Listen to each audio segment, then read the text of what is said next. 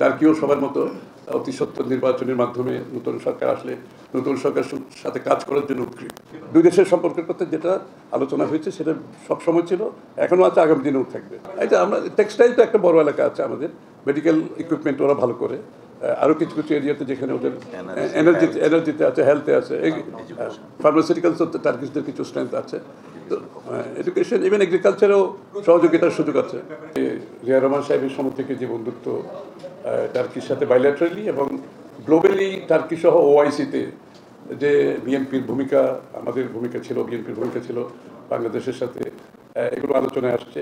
আগামী দিনে ওআইসিকে স্ট্রেংথেন আরও শক্তিশালী করার ব্যাপারে আলাপ হয়েছে।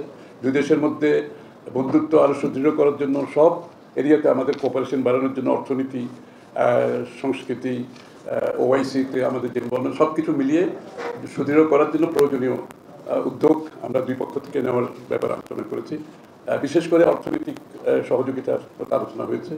টার্কিশ বিনিয়োগ বাংলাদেশে বিভিন্ন ক্ষেত্রে সেটাও আলোচনায় আসছে, এবং টার্কির সাথে বাংলাদেশে যে সাংস্কৃতিক, যে আমাদের অনেক দিনের সম্পর্ক, আপনারা জানেন কামাল আতাতুর্ক রোড নামটাই দিয়েছিল জিয়া রহমান সাহেব নিজেই, এবং ওআইসিতে জিয়া রহমান সাহেব সহ টার্কির গুরুত্বপূর্ণ ভূমিকা পালন করেছিল, সেটাকে আরও শক্তিশালী করার ব্যাপারে আলোচনা এসছে।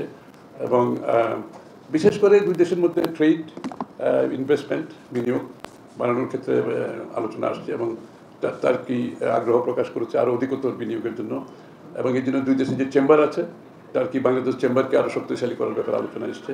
নির্বাচনের অপেক্ষায় আছে টার্কিও, তারাও সবাই নির্বাচনের পরবর্তী যে বাংলাদেশ দেখতে চাই, আমরা যেহেতু বাংলাদেশ করতে চাই, টার্কির সাথে নির্বাচনের পরবর্তী সময়ে যে বাংলাদেশের সম্পর্ক কী কী হতে পারে, যেগুলো আমি বললাম, এসব সম্পর্ক কীভাবে আরও বাড়ানো যায়।